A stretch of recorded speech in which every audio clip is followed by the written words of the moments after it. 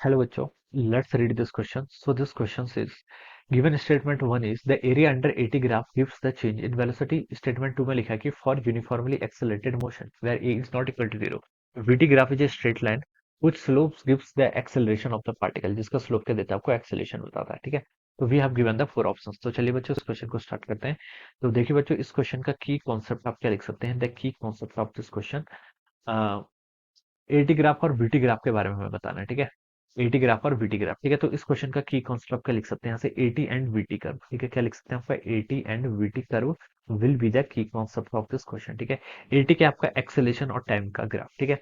अब देखिए बच्चों, अगर आपको यहाँ पर से एक्सेलेरेशन टाइम, देखिए ये आपका टाइम एक्सिस है, टाइम आपका इंडिपेंडेंट वेरिएबल होता है इसलिए इंडिपेंडेंट एक्सिस में आएगा, ठीक है। और यहाँ पर एक्सेलेरेशन आपका डिपेंडेंट है तो यहाँ पर ऐसा आ गया, ठीक है।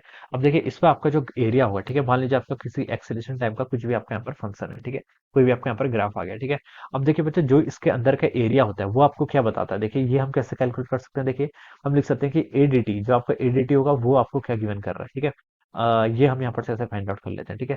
तो देखिए हम क्या बता सकते हैं, आपका एक्सेलेरेशन टाइम ग्राफ, देखिए हम यहाँ पर से इसको कैसे डिफाइन करते हैं। एक्सेलेरेशन को डिफाइन कैसे किया जाता है, एक्सेलेरेशन होता है आपका डीवी बाई डी टी। कैसे डिफाइन करते हैं, एक्सेलेरेशन होता है आपका चेंज इन वेलोसिटी, ठीक है, डीवी बाई डी टी। और यहाँ से बच्चों आप डीवी को क्या लिख सकते हैं, डीवी को हम लिख सकते हैं यहाँ से आपका एडीटी लिख सकते हैं। क्या लिख सकते हैं, आपका एडीटी लिख सकते हैं, ठीक है। तो देखिए बच्चों, ये क्या आ गया आपका एडीटी, एडीटी का आपका एरिया, ये क्या बता रहा है आपको, डीवी, डीपी के आपके चेंज इन वेलोसिटी। तो इसका जो एडीटी ग्राफ, एटी कर्व का जो आपका एरिया होता है, it gives us the change in velocity. ये आपको क्या बताता है, चेंज इन वेलोसिटी बताता है, ठीक है। सो हम लिख सकते हैं कि ये आपका एडीटी कर्व, जो आपका एटी कर्व है उसका एरिया आपको यहाँ पर चेंज इन वेलोसिटी की वैल्यू बताता है, ठीक है। ये तो आपका फर्स्ट पार्ट हो गया। तो स्टेटमेंट वन में देखिए यही बोला था, तो ये स्टेटमेंट तो बच्चों करेक्ट है।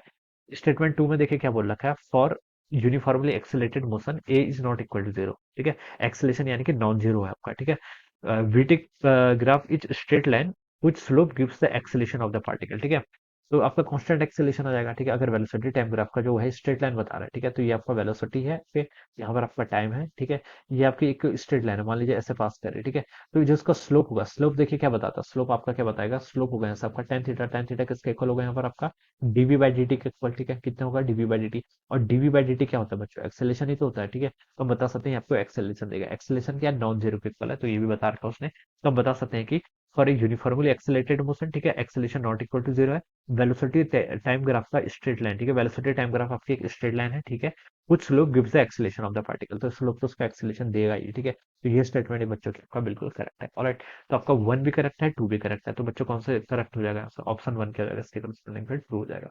So we can say that option 1 will be the right answer of this question. All right. So I hope you all understood this concept. All the best and thank you so much.